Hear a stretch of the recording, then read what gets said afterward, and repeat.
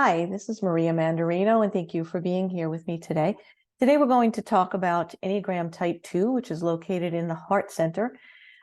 Before we begin, I'd like to ask you, as always, if you haven't already, please subscribe to the channel. That way you'll be notified of when I do upload new videos. And also to like the video, comment, and share the video. All this helps to grow the channel and helps me to reach people that are in need of the work that I do here. So again, thank you for being here. Another bit of housekeeping. I am available for private sessions doing the Enneagram. I don't work only with the Enneagram and spiritual direction. That's the work that I do with people here online. Most of it is with the Enneagram. I also incorporate some of the astrological chart of the person that I'm working with, if they're open to that. Sometimes we use some 5-element theory from Chinese medicine, which I'm also trained in. So there are various wisdom systems that I bring together in the work that I do. If you're specifically interested in the Enneagram, you're kind of riding the fence on what your Enneagram type might be. You kind of think you know, but you're not sure, and you're kind of torn between a couple of possibilities. I do Enneagram typing. I do that online in the virtual space. So that's something else that you can reach out to me to find more information about. And coming up in the next few months, there will be a course online that will be available to you on the Enneagram as well. So be sure to look for that. And again, if you subscribe to the channel, you'll be getting all of the information as to when that comes about. So again, today we're starting with Enneagram Type 2, which is in the Heart Center. It's the next center that we've just completed, the Body Center, with Type 9 and Type 8 and Type 1. Now we're moving into the Heart Center, which is 2, 3, and 4. So today we're focusing on Type 2, which Type 2 is known as the helper. Another name that Type 2 was given is the generous person or the giver. Being that it's a heart center type, heart center personalities focus on feelings, emotions. So along with Type 3 and 4, we'll be talking more about emotions as well. But Type 2 is the first Enneagram type that we'll be discussing here, that has a lot to do with feelings and emotions. And Type 2 seeks to be loved, needed, wanted. They're seeking value from others. And the way they do that, the way they seek to get love, is to give to others. So they are focused on the needs of others. They're focused on feelings, as are all heart types, and connection. Connection is very important. Being the important person in a relationship is a point of focus for Type 2s. They are really good at anticipating the needs of other people. They kind of size up or kind of read the energy of people, and they can kind of anticipate before someone even asks them for help. They kind of know what that person is in need of. They are said to be people pleasers on the Enneagram. And they have this give to get kind of outlook on life. So if they give and take care of others, that to them means that the reciprocal nature of that is people will give back. So the higher expression of Type 2, our helpers and our givers, our generous people, they are caring. They are helpful. They are supportive. They are sensitive to feelings, so they're the empaths, among the empaths in the Enneagram. They're giving, as is in the name of the type, givers. They are generous. They are compassionate. They tend to be really good listeners. They are warm and appreciative. They are service-oriented. The higher expression of Type 2, a healthy Type 2, has good boundaries around their own needs. So they're good at plugging into the needs of others, but a healthy 2 also has perspective on what their own needs look like. They're very charitable when they're in their higher expression, and their giving is altruistic. So there's no give to get when somebody is coming from the higher side of Type 2. There's no expectation. There's no so to speak, return on the investment. Okay. So, as with all of the Enneagram types, we have this higher expression and we have a lower expression. So the lower expression of type 2, they need to be needed. The whole focus is about creating a situation where they are the needed person in the room, in the relationship.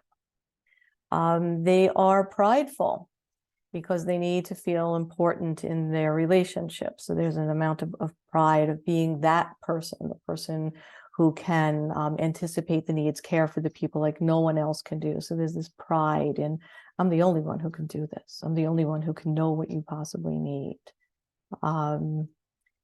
Their giving is, there's an expectation to it. So there's a self-interested energy behind the giving in a 2 that's coming from the lower side of type. They can be perceived as clingy rather. And that's going to vary to some degree with the type that's interfacing with the type 2. So some types will isolate the type 2 as more clingy than other types. And we'll, as we go on in other episodes, we'll probably be talking about that more. One of my colleagues uses this word, that a relationship with an unhealthy 2 feels sticky. And I would agree with that word. So it's a quality in the relationship where there's an ulterior motive. It's that give to get. You can feel that energy of this isn't there's something else to this dynamic. There's some other expectation, and it feels sticky. Their desire to connect can feel intrusive to other people. And again, certain Enneagram types are going to feel that intrusiveness a little more than others. But 2s can really, because an unhealthy 2, will have issues around boundaries. They really don't even think that other people might have a boundary, because you need me, right? So there's no need for a boundary. You need me. I'm just going to step in and do whatever it is that needs to be done, even if you might not want it done, because who else could do it? Who else would know what you need better than me? So it's that kind of an energy in the unhealthy 2 that would be construed by most people as intrusive. An unhealthy 2 also experiences guilt around putting their needs first, or being aware of their needs, or putting a priority on their needs, because their wiring is to take care of others, even when the other person doesn't ask for help, right? So they're just so other focused and caring and giving to others that if they need to do something for themselves, well, that makes them feel guilty. And then again, this is the lower expression of the type. Another lower expression is they can manipulate people in relationships to get their needs met without asking, because asking is really uncomfortable for a 2, because they give, and that means you should know what they need because they know what you need. So there's this level of manipulation that can go on behind that. Instead of asking you to help them, they'll kind of find a way to manipulate you into realizing that you should help them. They can be prone to outbursts due to emotional overload. And that overload happens because they're not seeing to their needs, or they're not asking for help when they need it, or they're not taking care of themselves when they should, and instead caring for other people. So there's this anger that kind of starts out with resentment, moves toward anger. And it can be a pretty extreme outburst when they kind of max out and feel unloved, unappreciated, that type of thing.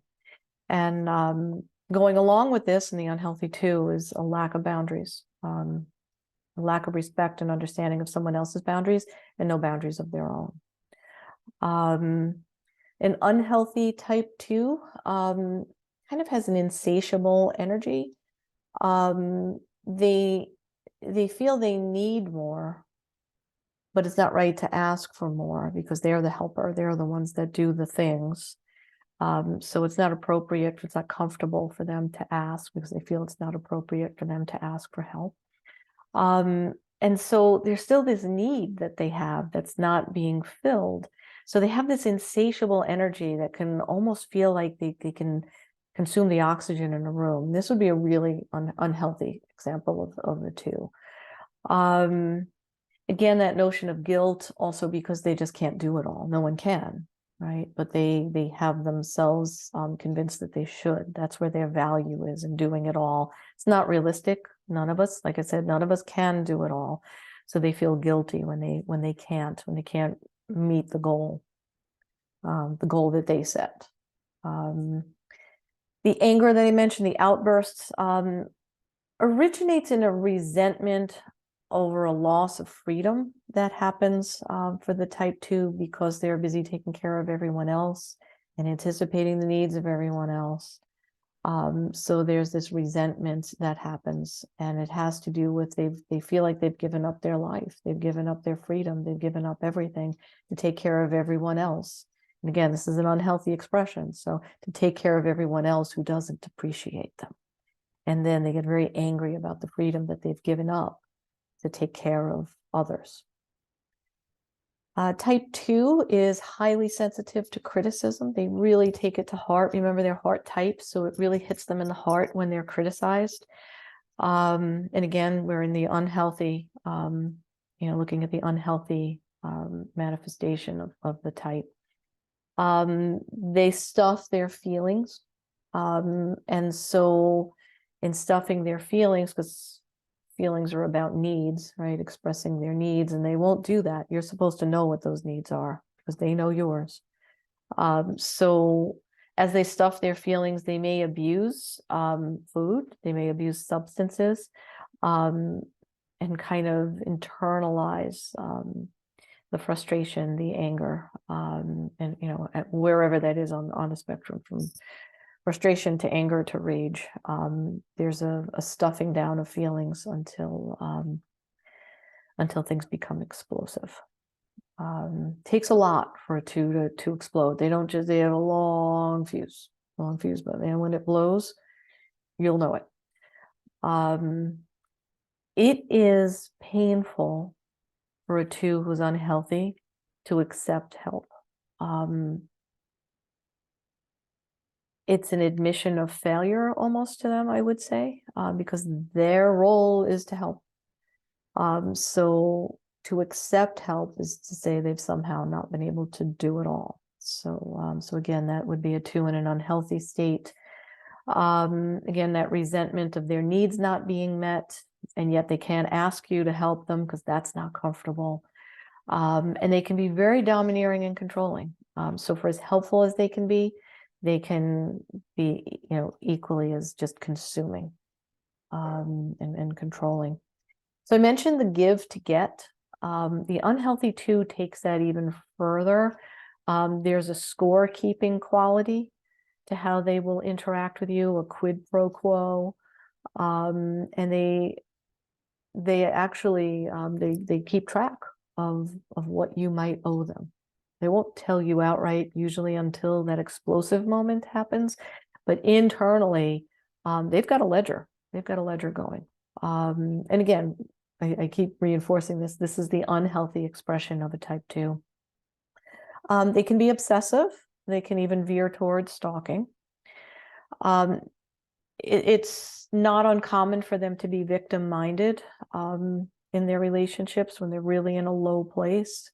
They'll feel unappreciated.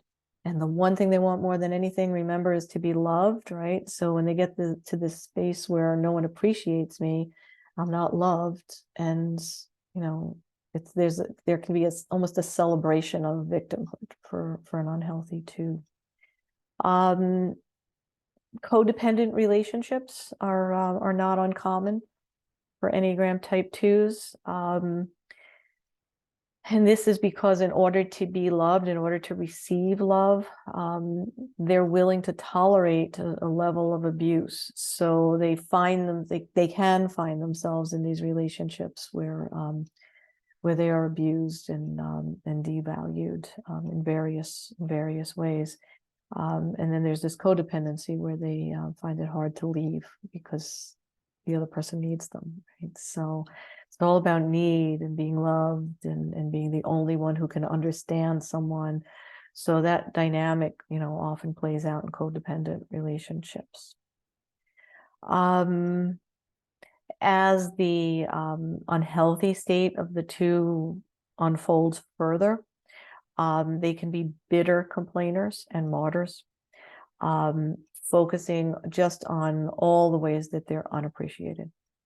And again, there's this celebration of their martyrhood, of being, a victim, and just the complaining. And they usually won't complain to the person they have an issue with. That's usually where the explosive moment will happen, but they'll complain to everyone else. So we see that too in the unhealthy twos. They will, when there's a weaker person in the relationship, they will focus on the weakness to broker power in that relationship. So if they can kind of push their way into the relationship to do all the things and make the person that they perceive, they might not be weaker, but they might be perceived as weaker by the Enneagram too. So it's almost like ensuring the importance of their presence in the relationship. So if they perceive that you are weaker and you need all of these things, they will have all of these things for you. And it's almost as if both parties become convinced that the type 2 is absolutely indispensable.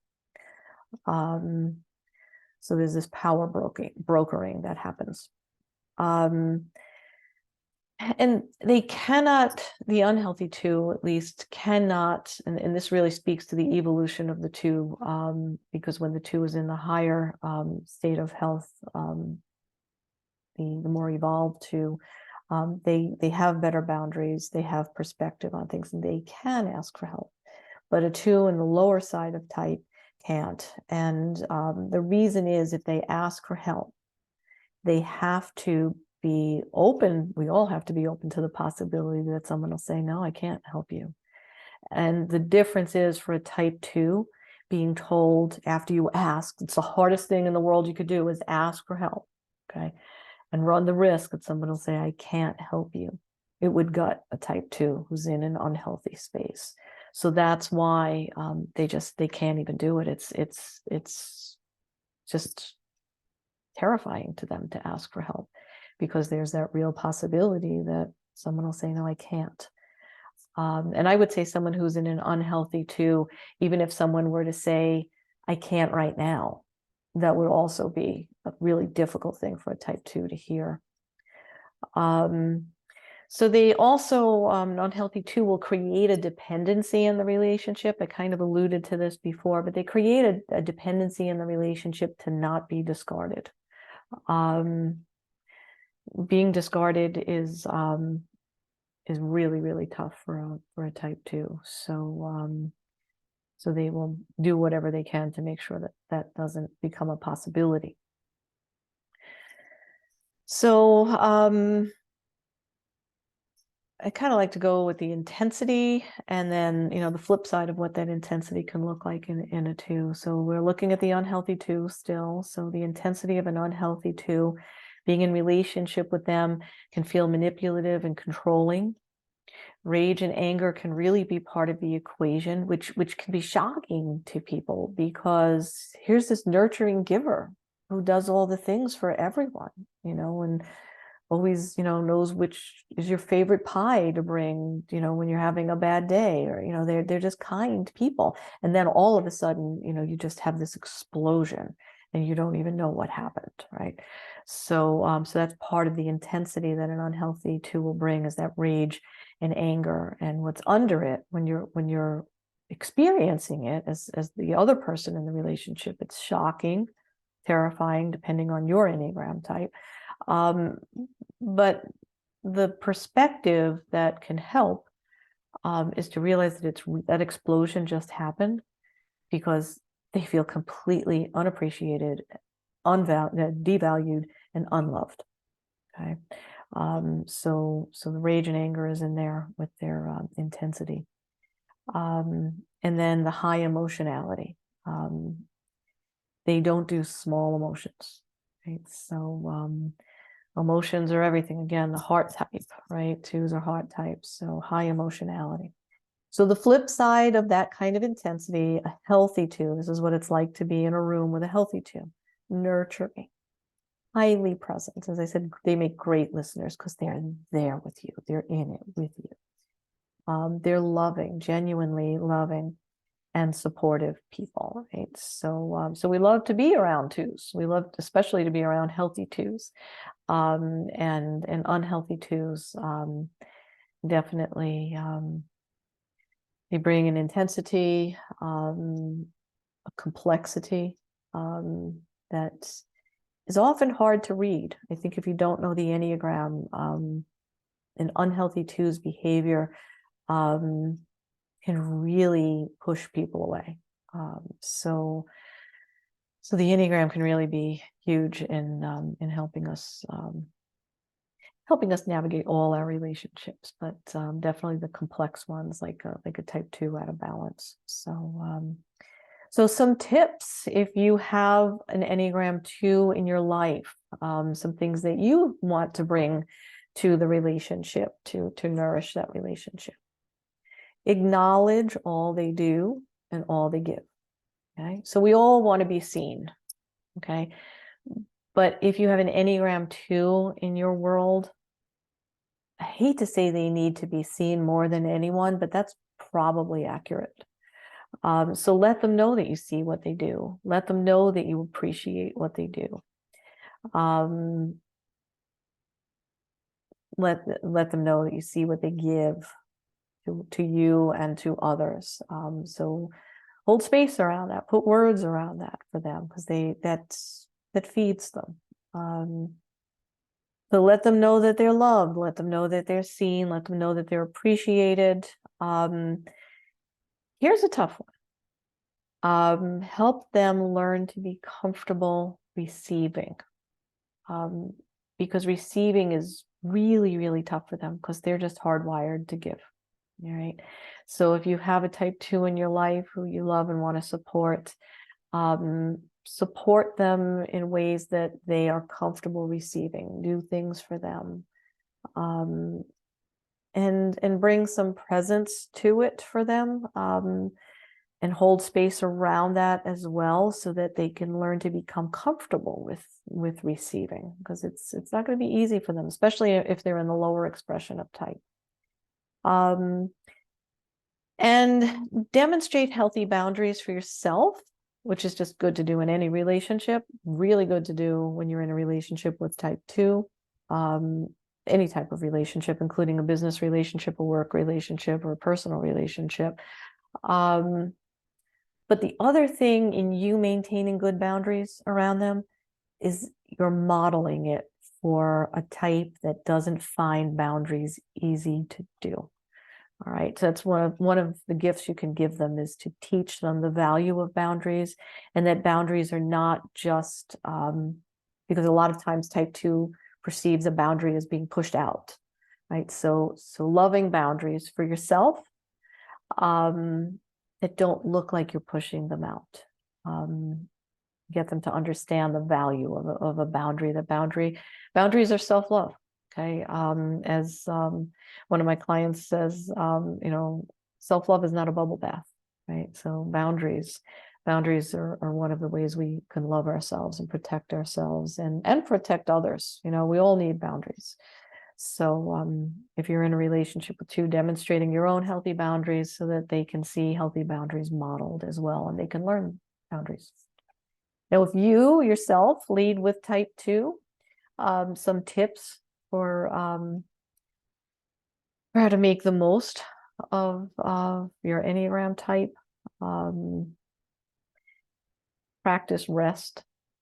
Okay, because type 2 is so invested in helping everyone and anticipate. It's not just the helping, it's the anticipating. I think they exhaust themselves sometimes anticipating the needs of others. So practice rest if you lead with type 2. And by the way, if you have a type 2 in your life, encourage them to rest. That's also in this.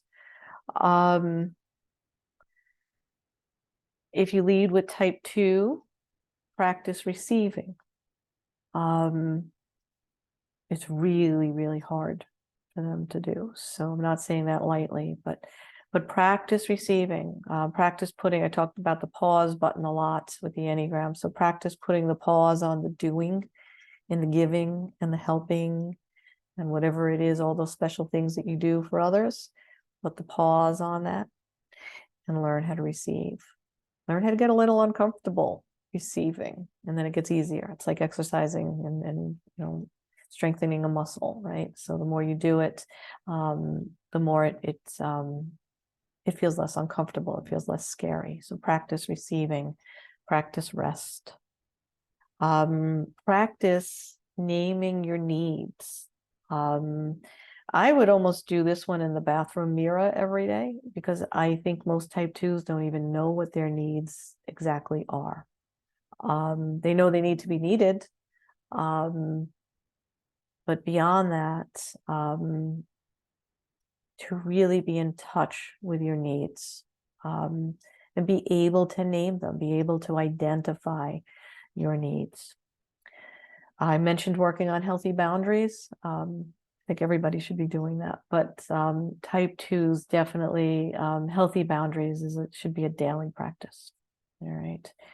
And I would say, as I kind of inferred with the people that have a 2 in their life, pay attention to the people. If you lead with 2, pay attention to the people around you who do boundaries well, because boundaries can be done with incredible grace.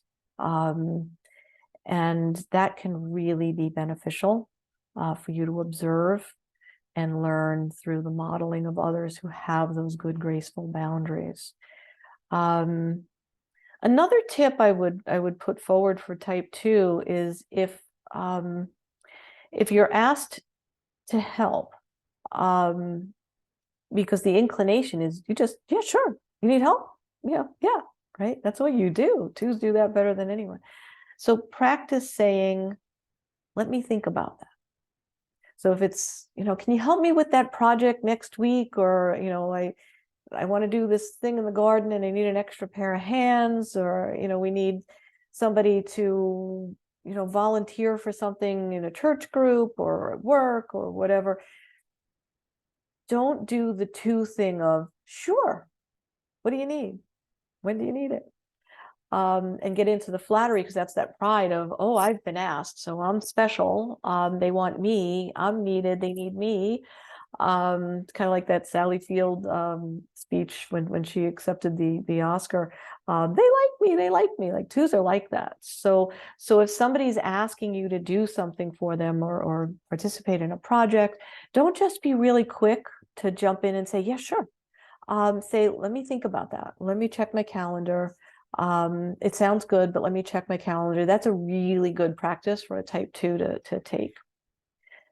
So, the thing that I like to point out in every Enneagram type is the thing that every Enneagram type fears more than death. It literally is like a visceral thing, and because we're talking about heart center and we're talking about breathing and the diaphragm, which sits right under the heart and the lungs, right? The thing that they fear more than death is disconnection and not being needed, which to them is being thrown away. And then, my God, I have no purpose left on this planet. And it is a fear as big as death. Okay.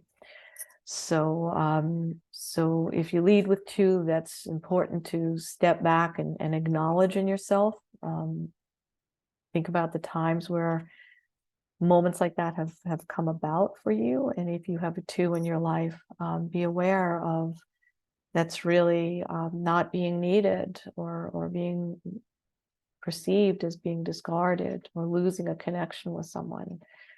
Almost stops their breathing. Okay. So on the topic of breathing, the somatic experience of the 2, again, heart type, right? So all their energy is held in the chest, affects their diaphragm, which is going to affect their ability to breathe comfortably. They'll do this a lot. They'll hold their heart. Okay, if something moves them or overwhelms them, they'll do that. Not uncommon at all for a heart type. Any of them probably, but I would say the 2 is up there with that's doing this and holding the heart. Their somatic experience also relates to their empathy, and they will almost have a body response to someone else's pain. So their empathy extends into the body, the felt experience for the pain of other people around them. Sad news, tragic news. It's really they feel it. They take your pain into their body.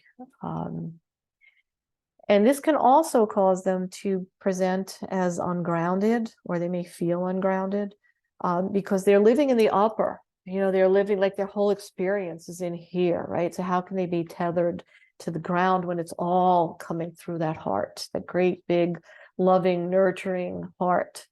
So it can be really hard for them to feel grounded and anchored, and other people perceive them as ungrounded as well when there's just too much overwhelm happening in the heart.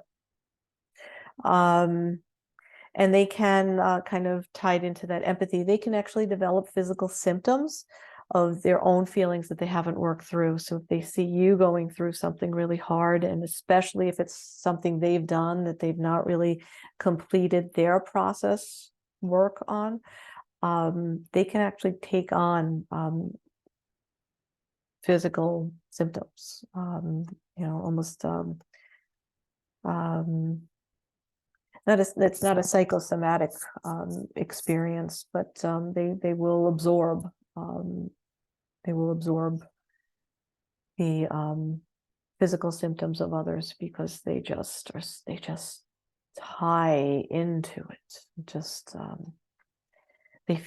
They just feel deeply. They feel all of it. And in the feeling want to connect with you. They want to help you not hurt. They want to help you make it easier. And the bottom line is no one really can do that for us. So that's part of the one of the growth points, I would say, for a type 2, is to realize that we all have to feel our pain ourselves, and that them attempting to feel your pain, while well-intentioned, doesn't help you heal any easier as the person that's going through the painful experience. So yeah.